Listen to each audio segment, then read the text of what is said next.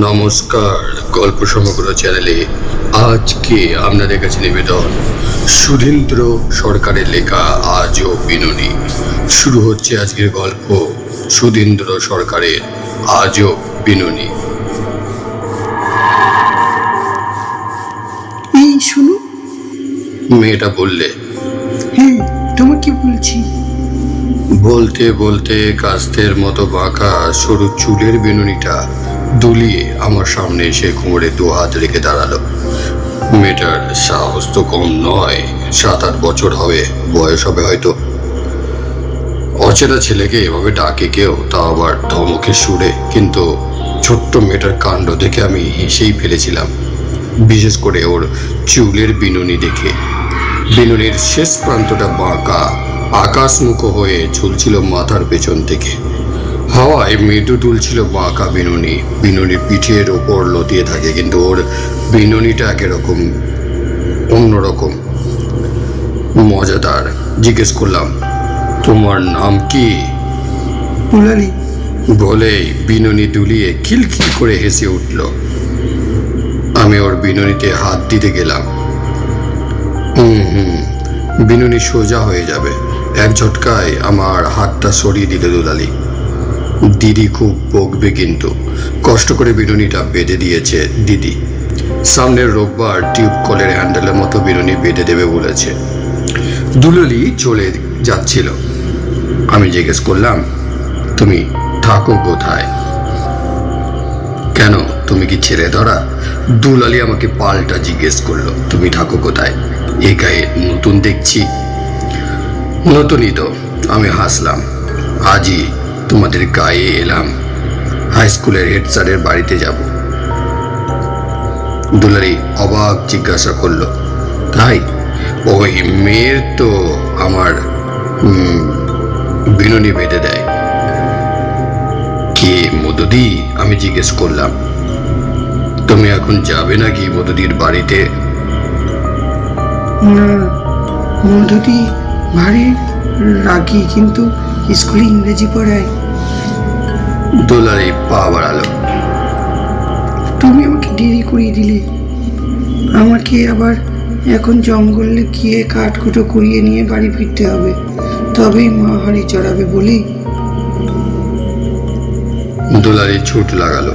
ছুটতে ছুটতে বললে, মধুদিকে আমার বিনুনির কথা বলবে না কিন্তু।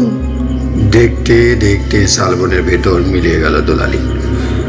এক ঝাঁক পুনো টিয়া ট্যাঁ ট্যাঁ করতে করতে উড়ে গেল হাওয়া মহলের দিকে। হাওয়া মহলের দিকটা ভারী জঙ্গল। বিষ্ণুপুরের ভাঙাচোরা রাজবাড়ির ভেতরে হাওয়া মহলের ভগ্নপ্রায় অবস্থা। রাজবাড়ির ভাঙা পাঁচিলের পাশে কালো পিচের রাস্তা বাহার দরজা দিকে চলে গেছে। সেই পিচের রাস্তা দিয়ে একজন মহিলা জোরে সাইকেল চালিয়ে আসছিলেন। আমার পিছনে এসে জোরে ব্রেক কষলেন। ক্রিং ক্রিং, চমকে উঠলাম। সাইকেলে বসে মধ্যে হাসছিল। ওদর মতো হাঁটছিস, এটা যদি 2 চাকা না হয়ে 4 চাকা হতো? জিজ্ঞাসা করলো। ভালোই হতো, 4 চাকার রাস্তা ধুলো উড়িয়ে মামার বাড়ি যেতাম। আমি জিজ্ঞাসা করলাম, মামার শরীর কেমন? শরীর ভালো, কিন্তু দুলালির জন্য মন খারাপ, মধুদি বিষণ্ণ মুখে বলল। তারপর সাইকেলের হ্যান্ডেলে 2 হাত ধরে জিজ্ঞাসা করলো, পিছনে ক্যারিয়ারে বসে যেতে পারবি তো? জিজ্ঞাসা করলাম, তোমার হাত কেমন? ভয়ে ভয়েই জিজ্ঞাসা করলাম, আগে কোনোদিন ডাবল কারি করেছে তো? বাজে বকিস না, মধুদি ধমকালো। বাবাকে ক্যারিয়ারে বসে কতদিন স্কুলে নিয়ে গেছি বলে সালোয়ারের ওড়নাটা কষে কোমরে বাঁধলো। ক্যারিয়ারে বসে দুরু দুরু বুকে চললাম মামার বাড়ি। মাঝে মধ্যে খানাখন্দে পড়ে সাইকেল লাফাচ্ছিল। মধুদি সালোয়ারের কামিজে অভ্যস্ত চালিকা, পরম নিশ্চিন্তে ওর সঙ্গে পৌঁছলাম মামার বাড়িতে। বাড়িতে ঢুকেই মধুদির কি হাঁক ডাক, সবাই দেখে যাও কাকে নিয়ে এসেছি। কলকাতা থেকে বাবুল এসেছে। মামা গায়ে চাদর জড়াতে জড়াতে ঘরের ভেতর থেকে উঠোনে নামলেন। একা এলি? বেরুকে নিয়ে এলি না? কতদিন বিষ্ণুপুরে আসেনি, ও হয়তো ভুলেই গেছে। বেনু আমার মায়ের ডাক নাম। মায়ের এখন শরীরটা ভালো যাচ্ছে না, সুগার ধরা পড়েছে। মধুদি বলল, কাকে বলছিস? বাবার পিসির সব একই রোগ। তারপর মামার দিকে তাকিয়ে গম্ভীর গলায় বললে, ভাই বোনের চিনির গল্প না বলে ছেলেটার খাবার বন্দোবস্ত করতে বলো মাকে, আমি ওকে আমার ঘরে নিয়ে বসাচ্ছি। বলে সাইকেলটা স্ট্যান্ডে দাঁড় করিয়ে রেখে আমার হাত ধরে টানতে টানতে ওর ঘরে নিয়ে গেল। চলে আয় বাবু। স্থির হয়ে বস চেয়ারটার আগে। চেয়ারের গায়ে একটা ঝাড়ন দিয়ে মুছে বলল, আমি তোকে কাজ একটা ছোট্ট সাঁওতালি মেয়ের গল্প শোনাবো, দুলালির গল্প। যে মেয়েটার জন্য বাবার মন খারাপ, আমারও বুকটা বার হয়ে থাকে। কাউকে সত্যি কথা না বলা অবধি বুকের ভেতরটা হালকা হবে না। বিনুনির এক্সপেরিমেন্ট করতে গিয়ে বিপত্তি। আমি যে দুলালিকে দেখেছিলাম, মধুদি কি তারই কথা বলছে? আমার কৌতূহল মুখে প্রকাশ করলাম না, শুধু জিজ্ঞাসা করলাম, বিনুনি কিভাবে বাঁধতে এক্সপেরিমেন্ট বলছো? বিনুনির মধ্যে সরু তার ঢুকিয়ে ইচ্ছে মতো আকার দিতাম, কখনো কাস্তের মতো পাকা, কখনো চিরকাসা চিহ্ন, কখনো আবার টিউবওয়েলের হাতল। মধুদি বললে, দুলালি প্রায় আসতো আমার বাড়িতে, বাবাও খুব ভালোবাসত। মজাদার বিনুনি। আমি বললাম, তোমার এক্সপেরিমেন্ট তো সাকসেসফুল, কি বলো? বলবো আবার কি? মধুদি হঠাৎ করে ঘরে পায়চারি শুরু করে দিল। সাকসেসফুল বিনুনি হলো যত নষ্টের মূল। কেন কেন? আমার কৌতূহলে সেই জিজ্ঞাসা। মধুদি পায়চারি করতে করতে বলতে লাগলো, গত মাসে জঙ্গলে কাঠকুটো করতে গিয়ে হাতির পালের মধ্যে পড়েছিল দুলালি। মধুদি এবার খাটে বসলো, একটা দীর্ঘ নিঃশ্বাস ছাড়লো। বিষ্ণুপুরে আমাদের গায়ে হাতির পাল জঙ্গল পেরিয়ে ঢুকতে যাচ্ছিল। দুলালি জানতো না ওটা। ও হাতির পথের মাঝে ঝুঁকে পড়ে শুকনো শালপাতা এক মনে পোড়াচ্ছিল। ওর বিনুনিটা মাথার ওপরে আকাশমুখ হয়ে দুলছিল, অনেকটা হাতির সুরের মতো।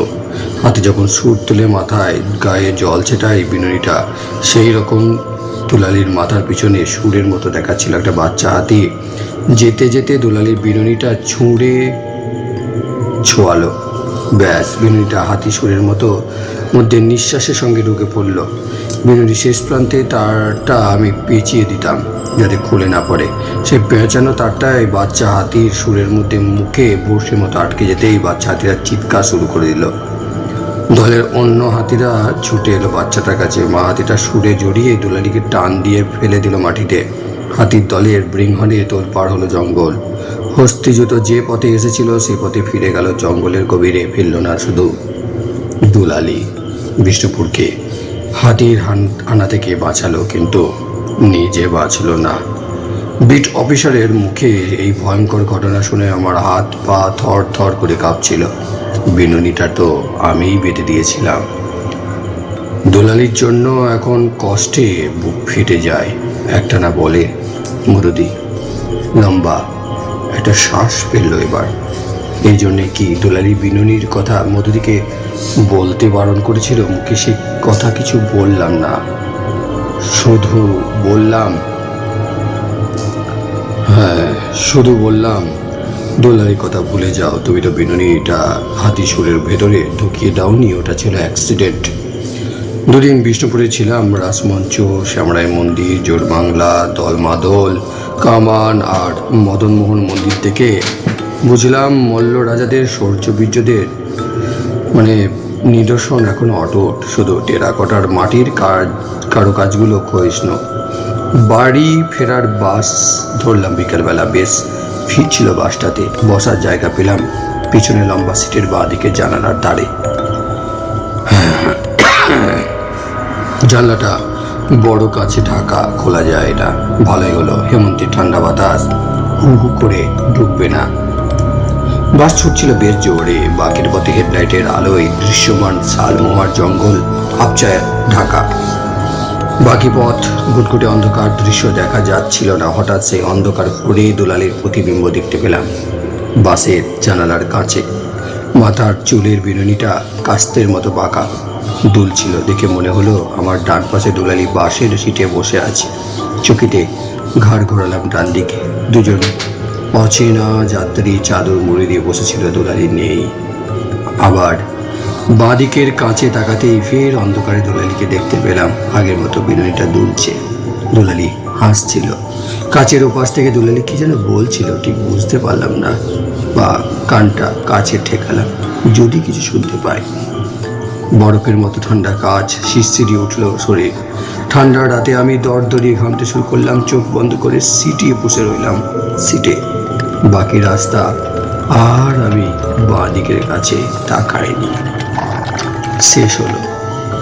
সুধীন্দ্র সরকারের লেখা আজব বিনোনি। গল্পটি কেমন লাগলো অতি অবশ্যই কমেন্ট করে জানাবেন।